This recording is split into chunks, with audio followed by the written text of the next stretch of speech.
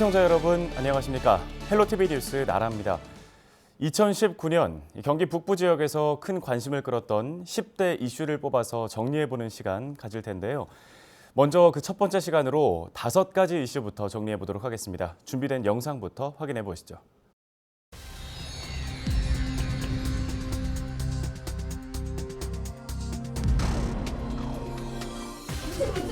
들어왔을 때 다시는 어떤 것도 들어오지 않겠다고 약속을 해놓고도 방법이 잘못된 거 아닙니까? 자일동 주민들은 배신감을 느끼면서 우리들은 투쟁을 할 겁니다.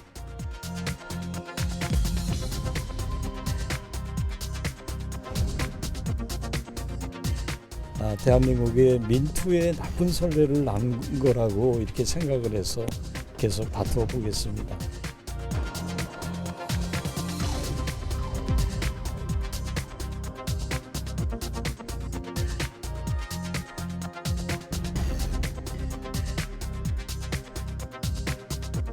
보천 시민 모두가 한마음 한뜻이 되어 이뤄낸 결과이기에 더욱 저는 값지다고 생각합니다.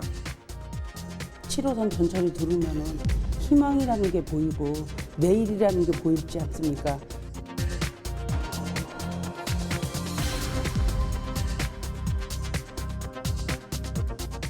여름에는 문을 열어놓을 수가 없어요. 어떻게 냄새가 나는지.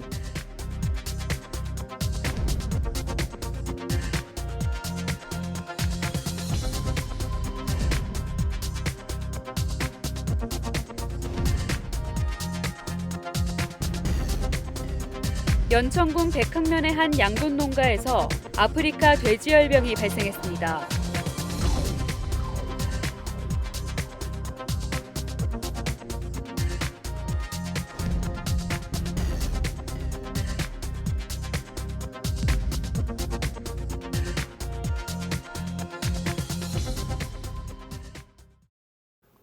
네, 올 한 해 경기 북부 지역을 뜨겁게 달궜던 5가지의 큰 이슈들. 스튜디오에 나와 있는 김초롱 기자와 함께 자세히 짚어보도록 하겠습니다. 어서 오세요. 안녕하세요. 네, 먼저 의정부시부터 짚어볼 텐데요. 올 한 해 어떤 큰 이슈가 있었나요? 네, 먼저 의정부 소각장 이전 문제인데요. 현재 의정부 장암동에는 쓰레기 소각장이 있습니다. 이 소각장은 지난 2001년 건립이 됐고요. 내구 연한이 3년이 지나서 노후한 상태입니다. 의정부시는 소각장을 자일동으로 이전하고자 했는데요. 이 소식에 주민들은 강하게 반발했습니다. 네. 먼저 지난 3월에 보도된 관련 뉴스를 먼저 함께 보시겠습니다. 소각장 이전지로 검토되고 있는 곳은 현재 음식물 쓰레기 처리장이 운영되는 곳입니다. 시의 계획대로라면 생활 쓰레기 소각장과 음식물 쓰레기 처리장이 한 곳에 모이는 겁니다. 문제는 주민 반발입니다. 소각장 이전 예정 부지를 코앞에 두고 살고 있는 60여 세대 주민들은 벌써부터 플래카드를 내걸었습니다. 거의 100% 반대죠. 지금 현재 쓰레기장에 들어와 있는 것만 해도 저희들이 엄청나게 나름대로 고통을 겪고 있거든요. 음식물 쓰레기까지 저희들이 다 그 냄새를 다 맡고 살아야 돼요. 주변 대단위 아파트 주민들 역시 불안감을 감추지 못하고 있습니다. 네, 이 소각장 이전 소식에 지역 주민들뿐 아니라 인근 지역인 양주와 포천에서도 반발이 거셌습니다. 네, 내구 연한이 3년이나 지나서 노후한 상태인데 또 이전 문제까지 겹치면서 주민들의 불만의 목소리도 좀 높았을 것 같은데요. 네. 이 소각장 이전을 추진하는 과정을 놓고도 주민들의 불만이 크다고 들었습니다. 밀실 추진 아니냐, 몰아붙이기식의 행정이다 이런 말들이 있던데요. 네, 시민들은 시의 소각장 이전 과정을 놓고 강한 비판을 쏟아냈습니다. 먼저 알 권리 부분인데요. 소각장이 주변 환경에 어떤 영향을 미치는지 조사한 전략 환경 영향 평가서가 있습니다. 이 소각장이 나와 내 가족에게 어떤 영향을 주는 건지 이제 반드시 알아야 하는 부분인데요. 의정부시는 지난 3월에 이 평가서를 시청 홈페이지에 올린 뒤에 홈페이지에 자료를 다 게시했지만 거기에 대한 주민의 의견은 하나도 없었다라고 말했습니다. 여기에 대해서 시민들은 전혀 몰랐다라며 분노했습니다. 그거를 들어와서 이렇게 몇 명이 봤는지 그 데이터가 나옵니까? 아니 일반 시민들이 필요한 사람들이나 주차 딱지 같은 거 가서 이렇게 보면 몰라도 그거를 누가 본다고 해서 의정부시 홈페이지에는 게재가 돼 있었고요. 우리가 뭐라 했어요.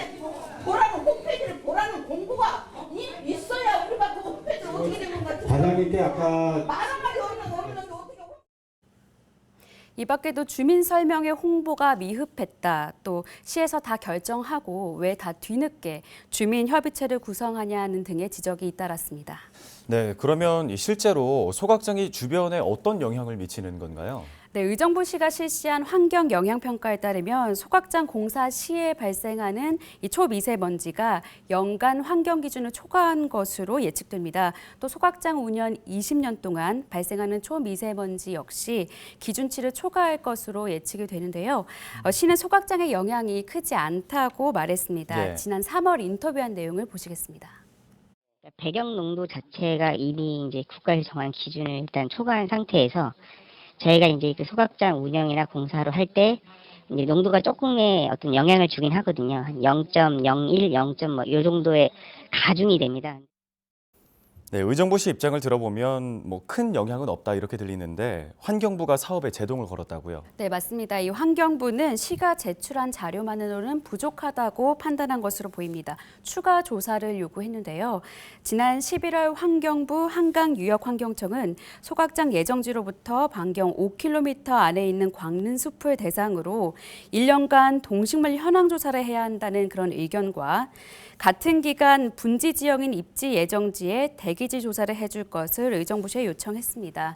의정부시는 한강유역환경청의 요구를 따라야 하기 때문에 원래 이제 기존대로라면 2023년 새 소각장 이전을 계획을 했었는데 이 계획에 차질이 생길 전망입니다.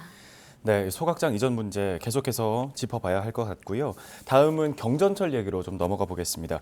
의정부 경전철의 전 사업자인 주식회사 의정부 경전철이 이제 적자가 누적되면서 결국 파산을 했는데 지난 2017년이었죠. 그런데 이 사업자가 시에 투자금 회수를 요청했다고요? 네, 맞습니다. 자세한 내용 말씀드리기 전에 먼저 10월 나갔던 관련 보도를 보시겠습니다. 주식회사 의정부 경전철은 지난 2017년 3,600억 원대 누적 적자를 감당하지 못하고 파산했습니다. 이에 따라 의정부시와 맺었던 경전철 실시 협약이 해지됐습니다. 지난 2006년 작성된 실시 협약서입니다. 협약이 중도 해지되면 주무관청인 의정부시가 사업자에게 해지 시 지급금을 지급하라고 명시됐습니다. 주식회사 의정부 경전철은 이를 근거로 투자금 중 일부인 2,148억 원을 돌려달라고 의정부시에 요구했습니다. 네, 내용 보셨는데요. 의정부시가 투자금 반환 요구를 거절했습니다. 그러자 사업자는 법원에 소송을 제기를 했고요. 법원은 지난 10월에 사업자 손을 들어줬습니다. 시는 판결 다음 날에 해당 금액을 사업자에게 지급했습니다. 네, 그 지급한 금액이 어느 정도인가요? 네, 청구금이 총 1,153억 원, 그리고 연 12에서 15%의 이자입니다. 이걸 모두 합치면 의정부시 연간 예산의 10%가 좀 넘는 그런 금액입니다. 판결 당시 법원에서 나오는 안병용 의정부 시장의 표정은 매우 어두웠는데요. 안 시장은 민간 투자 사업 전반에 걸쳐 나쁜 선례가 만들어졌다면서 지난 11월에 항소장을 법원에 제출했습니다. 하지만 이제 사업자가 1천억 원대의 추가 소송을 제기할 것으로 알려지면서 이 문제가 쉽게 끝나지 않을 것으로 보입니다. 네, 잘 알겠습니다. 먼저 의정부 지역의 두 가지 큰 이슈부터 짚어봤고요. 이어서 포천 지역으로 넘어가 보죠. 포천 지역에서는 좋은 소식이 들려오고 있다고요? 네, 맞습니다. 드디어 포천에 전철이 들어오게 됐는데요. 그간 포천에는 철길이 하나도 놓여 있지 않았습니다. 그래서 7호 유치가 포천 시민들에게는 아주 원하는 바였는데요. 지난 1월 광화문 광장의 모습을 보시겠습니다. 포천 시민 13,000명이 집결을 했습니다.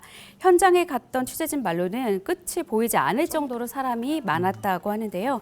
전세버스만 190여 대가 동원이 됐고요. 지역 정치인들도 다 모였고요. 7호선 유치를 촉구하기 위해서 삭발식도 진행이 됐습니다. 군사보 지역에 굉장히 고통을 많이 받고 있는 동네예요. 그런데 지난번에 7호선 연장을 해줄 것 같이 하더니 갑자기 예비 타당성 승인을 받아야 된대요. 그게 너무 분한 거예요. 그래서 그것을 해지해달라고 와서 농성하고 있습니다.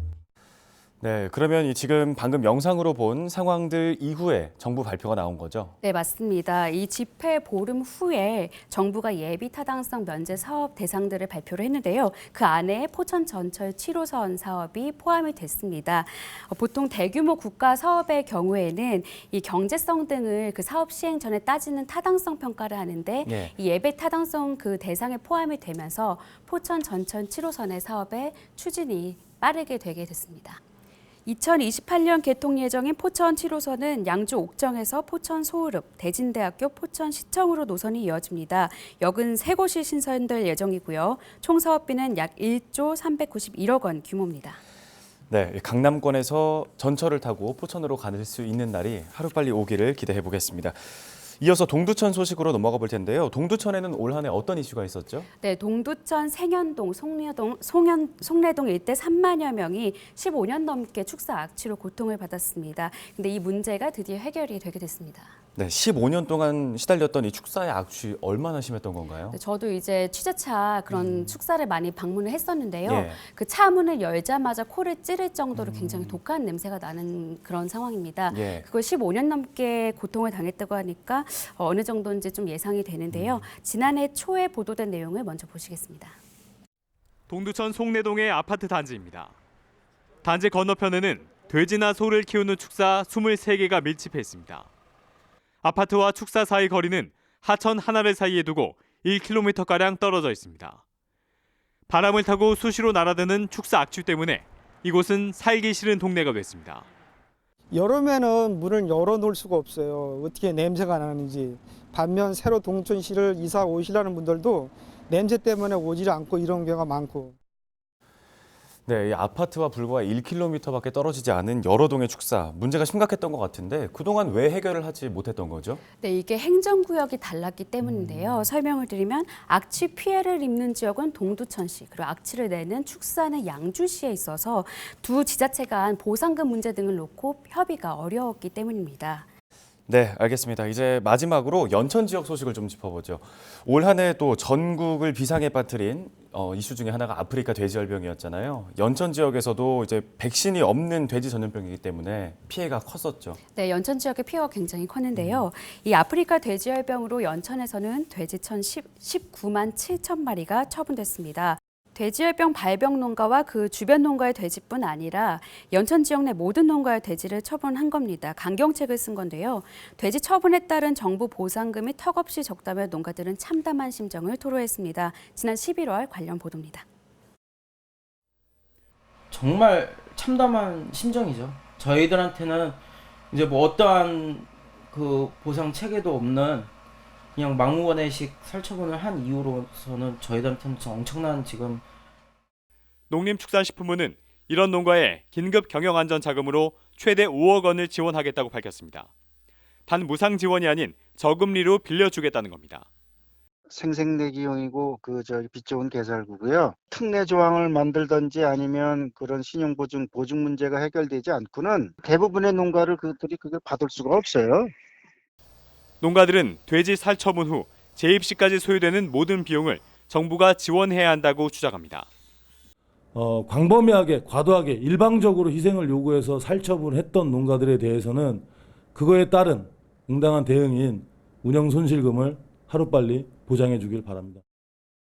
네, 정부는 이후에 돼지열병으로 인한 살처분 보상금 852억 원을 지원하고 또 지자체에서 부담한 살처분 매몰비의 절반인 293억 원을 지원한다고 밝혔는데요. 지금 정부에서 지원하는 내용들이 뭐 살처분 보상금, 살처분 매몰비 뭐 이런 것들이 있는데 농가 입장에서는 좀 더 지원이 돼야 되지 않나 이런 목소리가 나오고 있습니다. 이유는 이제 하루아침에 돼지가 모두 사라지면서 농가들 입장에서는 축사시설 신축에 드는 그런 빚, 거기에 대한 이자 이런 것들을 지불하기가 힘들고 또 재입시까지 먹고 살 길이 막막하다 그런 말씀들을 하셨습니다. 네, 잘 알겠습니다. 최근에는 아프리카 돼지열병 발병 소식이 좀 잠잠한 것 같았는데 그 이면에 아직까지 해결되지 않은 문제들이 많이 있는 것 같습니다. 문제가 조속히 해결되기를 바라겠고요. 이제 연천 지역의 이슈를 끝으로 2019년 경기 북부 지역을 뜨겁게 달궜던 5가지 이슈를 김초롱 기자와 함께 정리해봤습니다.